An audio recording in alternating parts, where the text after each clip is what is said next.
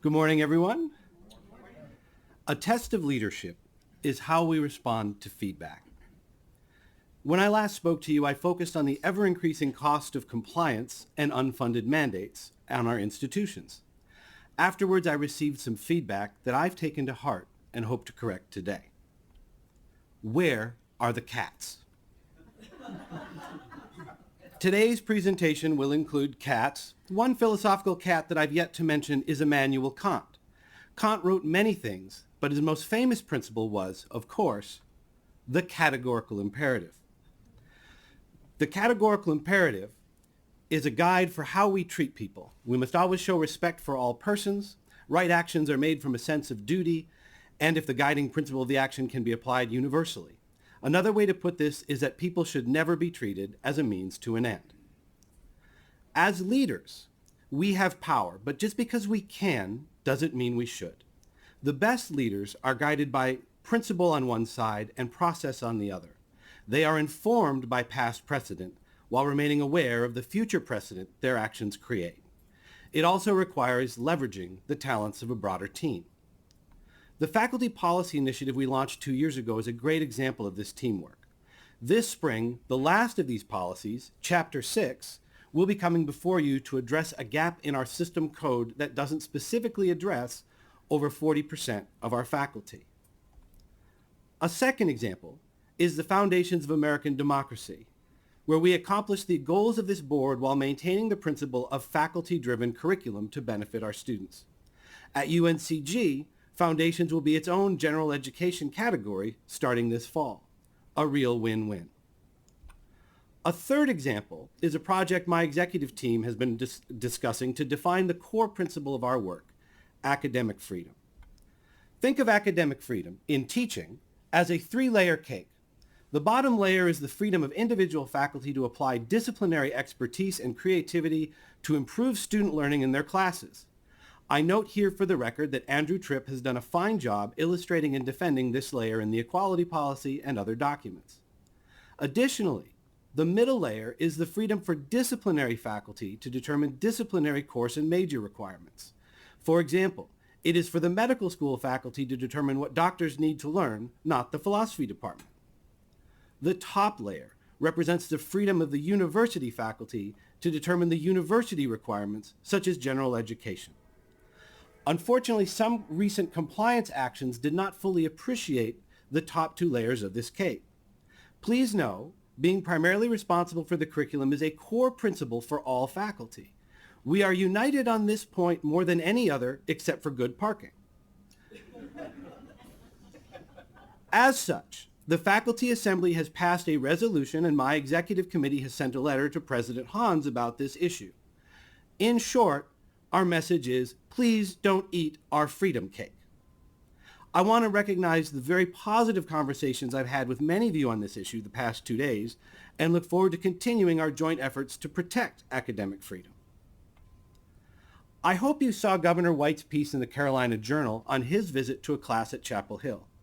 Reading this account is an example of what academic freedom protects, a free exchange of ideas without judgment or retribution. I can't think of any faculty member who would disagree with what is said here. This is the experience every student should be having. This leads me to the elephant in the room. And this elephant is not just in this room, but in all rooms today where higher education is discussed. All are invited to choose their fighter. But I want you to know that many faculty are fluent in both sides of this chart. And my team and I are prepared to engage in a nuanced conversation on this issue to protect the academic freedom of faculty and students while ensuring all students have an experience similar to what Governor White observed. Nationally, this conversation is not happening in large part due to the bad information that is out there. This article, for example, claims that we spend $90 million on DEI. But looking at their data, will show that they counted the full salary of everyone who served on a committee with certain words on it. This included a colleague of mine who ran to serve on the DEI committee for the sole purpose of opposing DEI. Yet according to this article, he is a DEI employee. Again, 100% of his salary counts as DEI spending because he volunteered to serve on a unit level committee. The headline is not even close to the truth. Or this announcement of $2 billion in woke grants. Looking through the spreadsheet, we found one from UNCG because it had the word diversity in it. It turns out that a biologist working on biodiversity identified a new breed of squirrel. Now, I'm no expert, but this squirrel doesn't look that woke to me.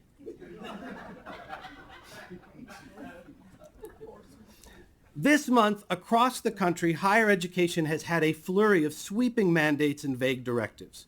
We are scrubbing websites, reviewing course titles and descriptions, justifying or eliminating major requirements, canceling grants, holding funds, and altering general education curriculum in the middle of a semester.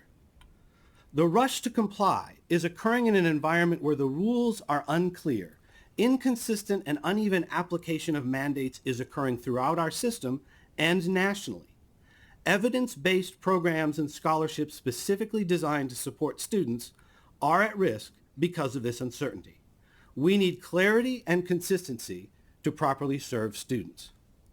In business terms, our uncertain regulatory environment is hurting investment. Important work is not happening due to the chaos and new compliance costs. We want to engage in nuanced conversation to address stakeholder concerns around DEI to create a clear long-term policy solution that survives shifting political winds. I believe there is sufficient wisdom in this room to make that happen. I want to pause and recognize how this uncertainty around compliance has impacted everyone in this room and on our campuses. Thank you for all you are doing in these very interesting times. In closing, like Kant's imperative, we act from a principled duty to ensure every student we enroll has the best chance to succeed. Please call upon us to apply shared principles and processes to create the right precedent consistent with this duty.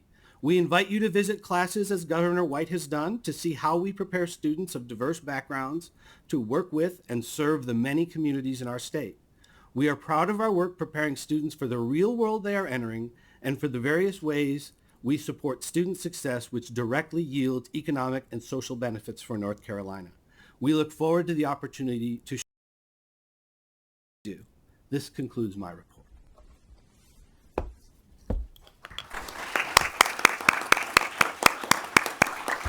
Thank you, Mr. Mackey, for your thoughtful presentation. Enjoyable. Whenever I eat cake, I'm going to think of you and the university.